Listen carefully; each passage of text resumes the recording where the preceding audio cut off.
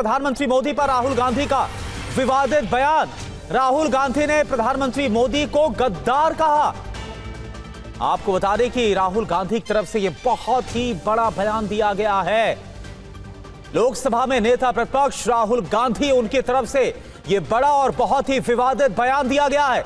राहुल गांधी की तरफ से प्रधानमंत्री मोदी को लेकर जो बयान दिया गया उसमें उन्होंने गद्दार शब्द का इस्तेमाल किया है। तो यह बड़ी खबर, और राहुल गांधी की तरफ से जो कहा गया है वो हम आपको बता रहे। सुनिए क्या कहा गया, आप खुद सुनिए।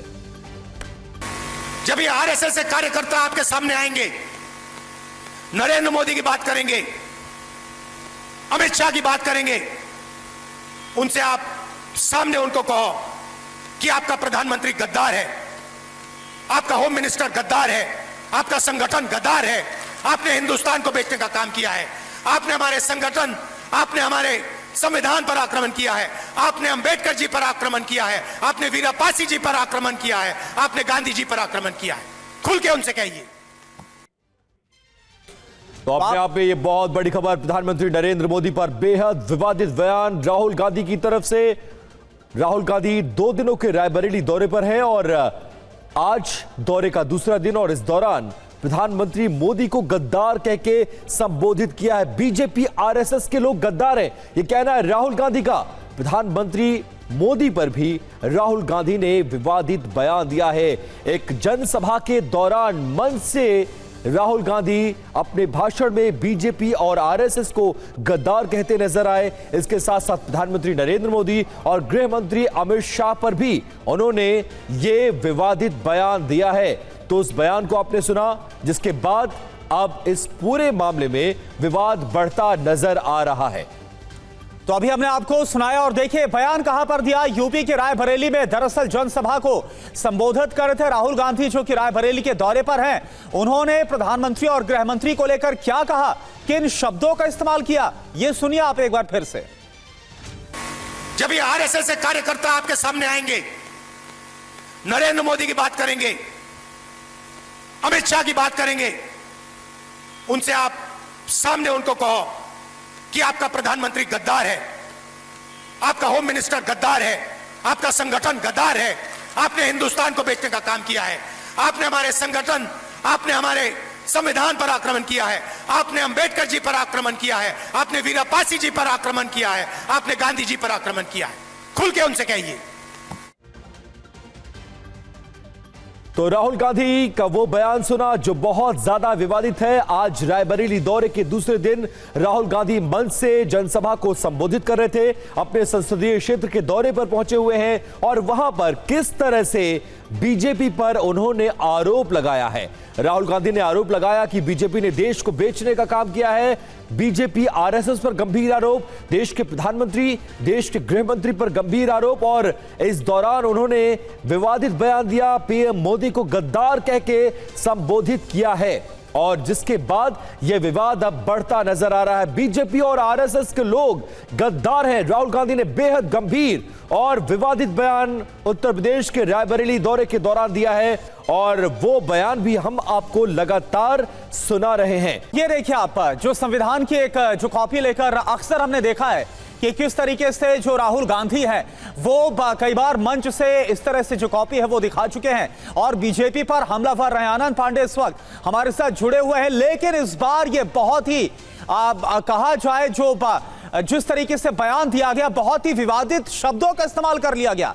ना सिर्फ जिस तरह से हमने देखा आरएसएस को लेकर कहा गया, प्रधानमंत्री और गृह मंत्री सभी को लेकर इस विवादित शब्द का इस्तेमाल किया गया है। आनंद जी बिल्कुल, और राहुल गांधी ऐसा पहले भी कहते रहे हैं। आपको याद होगा चौकीदार चोर है समेत कई उन्होंने ऐसे बयान दिए प्रधानमंत्री को लेकर कांग्रेस पार्टी ने, और जब जब कांग्रेस पार्टी को मौका मिलता है, राहुल गांधी को मौका मिलता है, तो वो अपने पैर पे कुल्हाड़ी मारते हैं। क्योंकि जब आप व्यक्तिगत हमले करते हैं प्रधानमंत्री नरेंद्र मोदी पर, जाहिर तौर पे वो उल्टा पड़ता है कांग्रेस के ऊपर।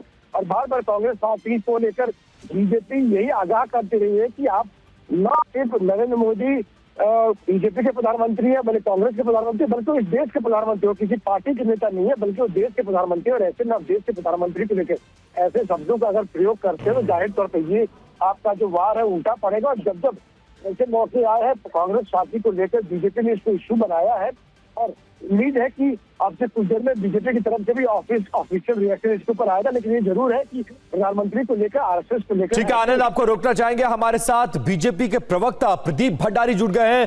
प्रदीप जी, बहुत स्वागत है आपका। राहुल गांधी ने बेहद विवादित बयान दिया है। रायबरेली दौरे के दौरान बीजेपी आरएसएस को गद्दार कहा है। प्रधानमंत्री और देश के गृह मंत्री के लिए भी इस विवादित शब्दों का इस्तेमाल किया। पहला रिएक्शन बीजेपी का क्या है? देखिए, राहुल गांधी की कथनी एक देश विरोधी व्यक्ति के रूप में है, क्योंकि पूर्व में जब मैंने ऐसी कथनी सुनी थी तो आतंकवादी हाफिज सईद द्वारा ऐसी कथनी सुनी थी।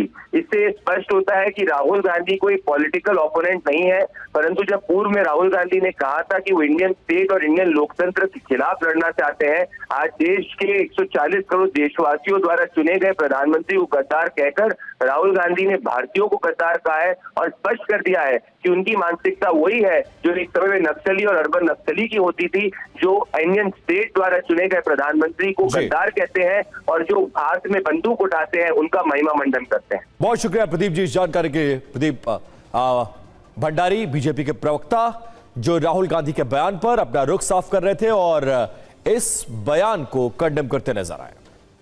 पीएम मोदी ने इटली की पीएम जॉर्जिया मेलोनी को अपनी तरफ से गिफ्ट दिया है। प्रधानमंत्री मोदी ने मेलोनी को गिफ्ट की है इंडियन टॉफी और उसका प्रॉपर मेलोनी ने एक वीडियो बनाया है और उस वीडियो को उन्होंने पोस्ट भी किया है।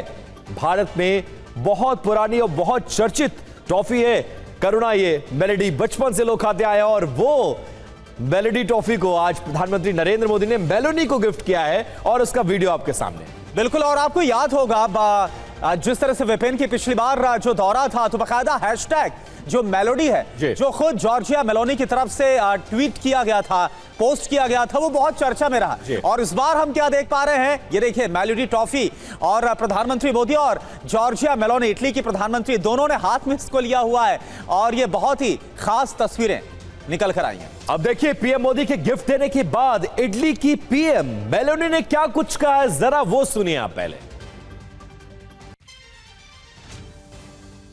Prime Minister Modi brought us a gift, a very, very good toffee.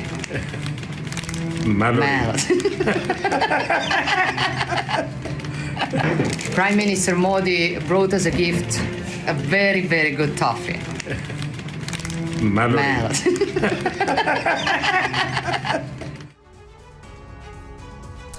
और इससे पहले रोम पहुंचने पर प्रधानमंत्री मोदी ने जॉर्जिया मेलोनी से मुलाकात की। मेलोनी ने पीएम मोदी का गर्मजोशी के साथ स्वागत किया है। दोनों नेता बैठक के लिए एक कार से साथ में रवाना हुए। मोदी और मेलोनी ने डिनर भी किया और कई अहम मुद्दों पर अनौपचारिक बातचीत की। रोम में मोदी और मेलोनी ने काफी देर तक बातचीत की है। इससे आप दोनों नेताओं के बीच मजबूत बॉन्डिंग को समझ सकते हैं। मोदी और मेलोनी की ये 7वीं मुलाकात है जो भारत और इटली के मजबूत होते संबंधों को दर्शाती है।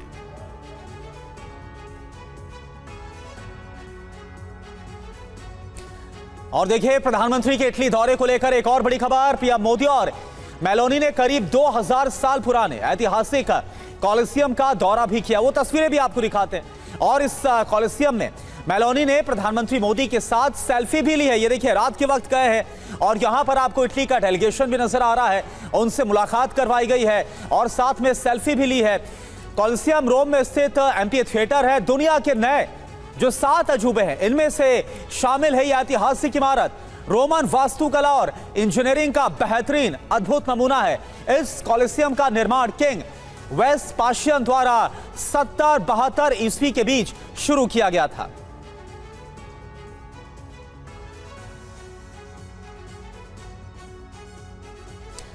तो वो तस्वीरें भी हमने आपको दिखाई जब रोम में कॉलिसियम का दौरा किया था और वहां पर सेल्फी भी ली। और इसके साथ साथ ये देखिए, ये इस दौरे के दौरान बेहद ही खास तस्वीरें आई हैं जब प्रधानमंत्री मोदी और जॉर्जिया मेलोनी हाथ में मेलोडी टॉफी लिए नजर आ रहे हैं।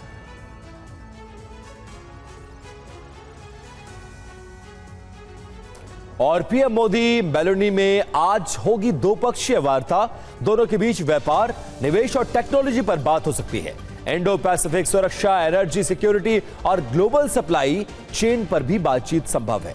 इटली के बड़े उद्योगपतियों से भी प्रधानमंत्री नरेंद्र मोदी मुलाकात करेंगे। तो आज नरेंद्र मोदी के 5 देशों के इस यात्रा का आखिरी पड़ाव है और उस आखिरी पड़ाव में इटली पहुंचे हैं प्रधानमंत्री, जहां पर वो लगातार कई डेलीगेशंस के साथ मुलाकात करेंगे। इसके अलावा ऊर्जा का क्षेत्र हो, इसके अलावा तमाम क्षेत्रों में को लेकर एनर्जी सिक्योरिटी को लेकर बातचीत होगी और साथ साथ इटली के बड़े उद्योगपतियों से भी प्रधानमंत्री नरेंद्र मोदी मुलाकात करेंगे। भोपाल के बाद अब ग्वालियर में भी ट्विशा शर्मा जैसा मामला सामने आया है। आरोप है कि दहेज की खातिर एक बार फिर से ससुराल वालों ने एक बेटी की जान ले ली। देखिए आप। इस साल की पलक के सोशल मीडिया पर 10,000 से ज्यादा फॉलोअर्स थे। पुलिस और परिवार ने उसके इंस्टाग्राम अकाउंट को खंगाला तो कई ऐसी पोस्ट और रील सामने आई जिनमें वो मानसिक तनाव, घुटन और टूटन की ओर इशारा कर रही थी।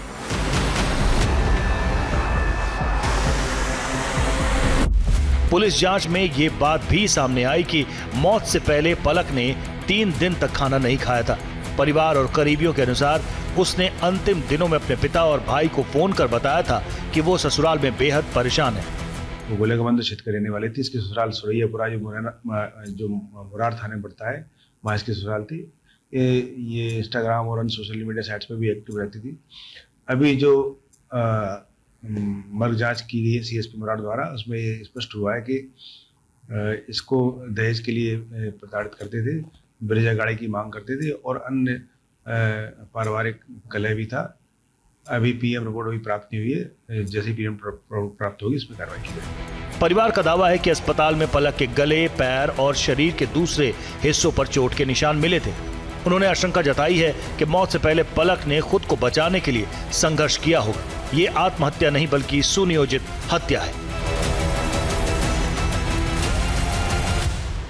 अगर देखें तो भोपाल के ट्विशा शर्मा का केस अभी पुराना हुआ भी नहीं कि एक नवविवाहिता की मौत का एक और मामला सामने आ गया।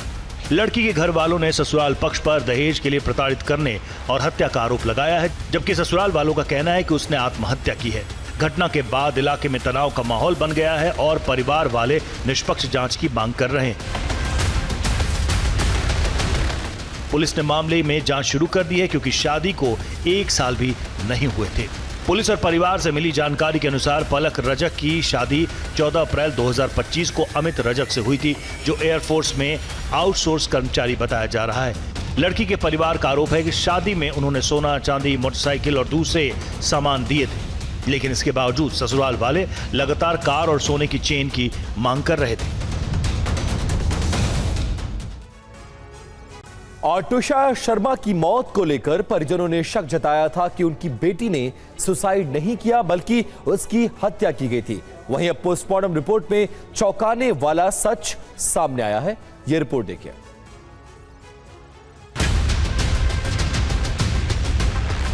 भोपाल में मॉडल ट्विशा शर्मा की मौत के मामले में पोस्टमार्टम रिपोर्ट सामने आने के बाद कई अहम बातें खुलकर सामने आई हैं। एम्स भोपाल की रिपोर्ट में पुष्टि हुई है कि ट्विशा की मौत फांसी लगाने से हुई थी। रिपोर्ट के मुताबिक 12 मई की रात करीब 8 बजे उनकी मौत हुई। साथ ही उनके हाथ पर चोट के निशान भी पाए गए। रिपोर्ट में यह भी सामने आया कि मौत से करीब 1 हफ्ते पहले ट्विशा का अबॉर्शन हुआ था। एम्स भोपाल की पोस्टमार्टम रिपोर्ट के अनुसार ट्विशा की मौत एंटेमॉर्टम हैंगिंग यानी जीवित अवस्था में फंदा लगने से हुई। डॉक्टरों ने गर्दन के ऊपर की तरफ जाता हुआ लिगेचर मार्क पाया, जो आमतौर पर फांसी के मामलों में देखा जाता है। रिपोर्ट में यह भी सामने आया कि ट्विशा के दोनों फेफड़ों में सूजन और कंजेशन था। आंखों में छोटी रक्तस्राव यानी पेटिशियल हेमरेज के निशान भी मिले। मेडिकल एक्सपर्ट्स के मुताबिक ऐसे संकेत फांसी के मामलों में अक्सर पाए जाते हैं। डॉक्टरों ने यह भी साफ किया कि शरीर पर किसी तरह के गंभीर हथियार से चोट के संकेत नहीं मिले। मामले की सच्चाई पूरी तरह सामने लाने के लिए डॉक्टरों ने विसरा, खून और दूसरे सैंपल सुरक्षित रखे हैं। इन्हें एफएसएल जांच के लिए भेजा गया है। जांच में यह पता लगाया जाएगा कि मौत से पहले ट्विशा ने किसी तरह का नशा या जहरीला पदार्थ लिया था या नहीं। इसके अलावा डीएनए जांच के लिए भी सैंपल सुरक्षित किए गए हैं।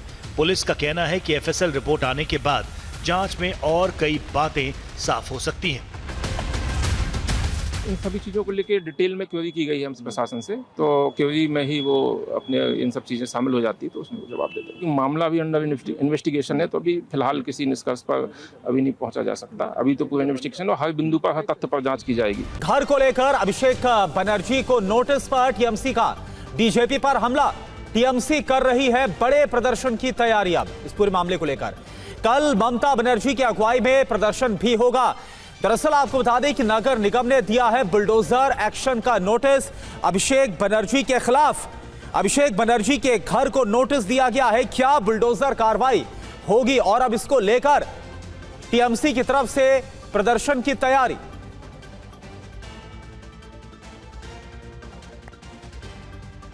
अभिषेक बनर्जी का जो दूसरा घर है उसके सामने में खड़ा हुआ हूं। कालीघाट रोड और पोटुआपाड़ा रोड के जो क्रॉसिंग है वहां पे मैं खड़ा हूं इस वक्त, और आप देख सकते हैं वो बिल्डिंग जिसके सामने अभी भी पुलिस पिकेटिंग है जो कि सरकार के द्वारा दिया गया है। और देखिए बिल्डिंग के ऊपर, पूरा बिल्डिंग में ऑल इंडिया तृणमूल कांग्रेस लिखा हुआ है। अभिषेक बनर्जी जो है इसी ऑफिस में बैठते हैं और ये उनका घर भी कहा जाता है।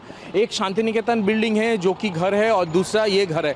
जो कॉरपोरेशन द्वारा जो नोटिस दिया गया है वो नोटिस में साफ साफ ये कहा गया है कि 400 सब क्लॉज 1 के तहत यहाँ पे इंक्वायरी हो रही है कि ये बिल्डिंग में कुछ अवैध तरीके से निर्माण हुआ कि नहीं। अगर हुआ है तो वो क्यों हुआ है ये जवाब देना पड़ेगा 15 दिन के अंदर। अगर ऐसा कुछ निर्माण हुआ है तो यहाँ पे अभिषेक बनर्जी को ये कहा जा सकता है कि आप ये अवैध निर्माण तोड़ दे। इसका अगर ऐसा नहीं हुआ तो कॉरपोरेशन तोड़ देगी, लेकिन उसका जो खर्चा होगा वो अभिषेक बनर्जी या तो मालिक, घर का जो मालिक है, उनसे लिया जाएगा।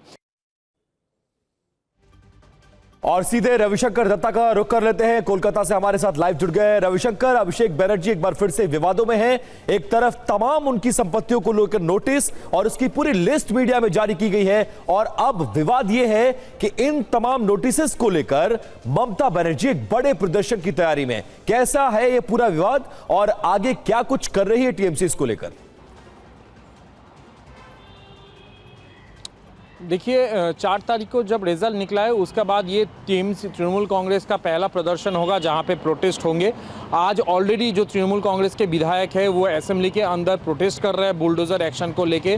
तिलजला और अलग अलग जगह पे जो बुलडोज़र एक्शन अभी तक हुए हैं उसके खिलाफ आवाज़ उठाते हुए तृणमूल कांग्रेस कल शियालदा, हावड़ा और धर्मतला 3 जगह पे प्रोटेस्ट करेंगे। अब ये प्रोटेस्ट का नेचर कैसा होगा, ये धरना होगा या फिर छोटी जनसभा होगी, ये अभी तक नहीं बताए गए हैं। लेकिन अभिषेक बनर्जी के जो घर है, जो प्रॉपर्टी है, उनको लेके जो नोटिस भेजा गया है वो 400 सब क्लॉज 1 के तहत भेजा गया है। ये नोटिस साफ साफ ये कहता है कि ये इंक्वायरी नोटिस है। कॉरपोरेशन, कोलकाता कॉरपोरेशन मेयर को साइड में रख के कमिश्नर जो है डायरेक्ट ये नोटिस भेज सकते हैं। इसमें मेयर फिराद हाकिम का कोई हाथ नहीं है। और ये नोटिस भेजने के बाद साफ साफ ये पूछा जाता है कि आपके घर में किसी को भी अगर ये नोटिस भेजा जाता है, पूछा जाता है आपके घर में कोई अवैध मतलब ऐसा कोई निर्माण है तो उसका डिक्लेरेशन चाहिए, या तो फिर क्यों उसको बनाया गया था उसके बारे में कोलकाता कॉरपोरेशन को बताना पड़ेगा। इसके तहत उनके सारे प्रॉपर्टीज में ये नोटिस भेजी गई है। अब 15 दिन वेट करना पड़ेगा अभिषेक बनर्जी इसको कैसे इसका उत्तर देते हैं। ठीक है रविशंकर, तो जैसे ही सरकार बदली है उसके बाद से अब सत्ताधारी दल और विपक्ष में गतिरोध बरकरार है। लगातार एक दूसरे पर आरोप लगाए जा रहे हैं और टीएमसी इसको लेकर अब एक बड़ा प्रदर्शन करने जा रही है। बहुत शुक्रिया रविशंकर इस जानकारी के लिए। समाजवादी पार्टी प्रमुख अखिलेश यादव ने बीजेपी पर बड़ा आरोप लगाया है। पीडीए का हक छीन रही है बीजेपी सरकार। यह अखिलेश यादव की तरफ से कहा गया। बीजेपी आरक्षण को खत्म करने का षड्यंत्र रच रही है। अखिलेश यादव का हमला, आरक्षण ही पीडीए का असली संरक्षक है। वंचित समाज को हताश किया जा रहा है। भाजपा नहीं चाहती है कि सबको बराबरी का मौका मिले। वंचित समाज को सदियों से पढ़ाई नौकरी से वंचित रखा गया। भाजपा आरक्षण की उस सीढ़ी को खंडित कर देना चाहती है जिसके सहारे हमारे वंचित लोग सामाजिक सोपानों की सीढ़ियां चढ़ करके समाज को वर्टिकल की जगह हॉरिजॉन्टल बनाना चाहते हैं, जिसमें कोई ऊपर या नीचे ना हो बल्कि सबको एक धरातल पर समान अवसर मिल सके। आरक्षण इस सामाजिक और राजनीतिक प्रतिनिधित्व को सुनिश्चित करेगा और देश में सच्चे लोकतंत्र को बचाएगा। आरक्षण से ही लोकतंत्र में सामूहिक हित के